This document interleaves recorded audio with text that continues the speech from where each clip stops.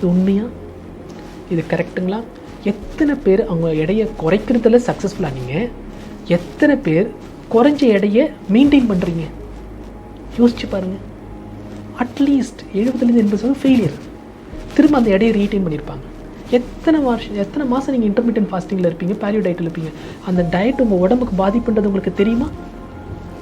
Fat மட்டும் சாப்பிடுன்னு சொல்கிறாங்களே, அதில் என்ன பாதிப்புன்னு கண்டுபிடிச்சிங்களா? ப்ரோட்டீன் மட்டும் வந்து குடின்றாங்களே, அதில் பாதிப்பு என்னன்றது யோசிச்சு பார்த்தீங்களா? என்ன இதெல்லாம் நம்ம யோசித்து பார்க்கணும்ல. வருங்காலத்தில் இதனால் என்ன பாதிப்புன்றது தெரியாமையே தற்காலிக சுகத்துக்கு நம்ம வந்து உடனே நமக்கு ஒரு முயற்சி தெரியுது, ஒரு முன்னேற்றம் தெரியுது நம்ம நினைக்கிறது கரெக்டுங்களா? இதெல்லாம் நம்ம சிந்திச்சு பார்க்கணுமா இல்லையா? இது ஒரு 2வது கேட்டகரி. 3வது கேட்டகரி வந்து அவங்களுக்கு என்ன பண்ணணுன்னே தெரியாது. எல்லா ட்ரீட்மெண்ட்டும் தெரிஞ்சுக்கிறாங்க, ஆனால் பயப்படுறாங்க. இங்கே போனால் இது சரியாகுமா, அங்கே போனால் அது சரியாகுமா, எதுலேயுமே அவங்களுக்கு வந்து ஒரு நம்பகத்தன்மையே இருக்காது.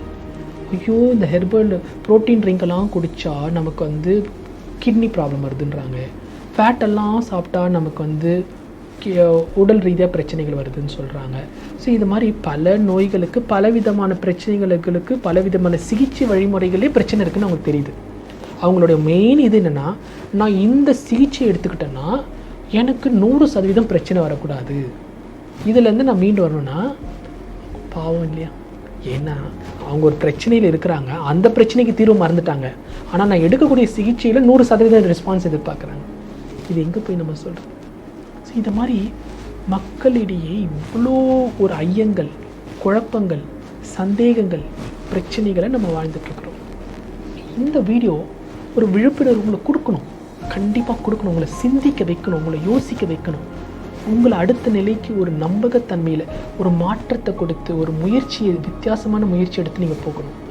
ஸோ எங்களுடைய ஒரு மருத்துவம் பார்த்திங்கன்னா, நவீன மருத்துவம், மாடர்ன் மெடிசனில் அபிஜய் மருத்துவம்ன்ற பிரிவியும், ஒரு இந்திய பாரம்பரிய மருத்துவம் ALM ஆயுஷ் ஹெல்த் அண்ட் வெல்னஸ்ன்ற ஒரு பிரிவியும், ரெண்டும் ஒன்றுங்கிணைத்து ஒரு ஃபங்க்ஷனல் மெடிசன். அதில் நாங்கள் இந்த வெயிட் மேனேஜ்மெண்ட் ப்ரோக்ராம் ஒன்று நாங்கள் பண்ணிகிட்ருக்கோம். இந்த வெயிட் லாஸை வந்துங்க நீங்கள் பார்த்தீங்கன்னா, ஏன் உங்களுக்கு இது நடந்ததுன்னு யோசிச்சு பார்த்தீங்களா? ஃபஸ்ட்டு சில பேர் இருக்காங்க நல்லா சாப்பிடுவாங்க, வெயிட் ஏற மாட்டாங்க. சில பேர் இருக்காங்க சாப்பிடாம வெயிட் ஏறுவாங்க. ஏன் நமக்கு இது நடந்ததுன்னு நீங்கள் யோசிச்சிங்களா? ஏன் நம்ம அதெல்லாம் தெரிஞ்சுக்கொள்ள மாட்டேன்றோம்? ஏன் நமக்கு சரியான வழிகாட்டுதல் இல்லை? ஏன் இதோடைய புரிதல் இல்லாமல் இருக்கிறோம்? ஏன் இதோடைய அறியாமை நம்மளை வந்து இவ்வளோ பாதிப்புக்குள்ளாக்குதுன்றது ஏன் நமக்கு தெரியாமல் இருக்கிறோம்?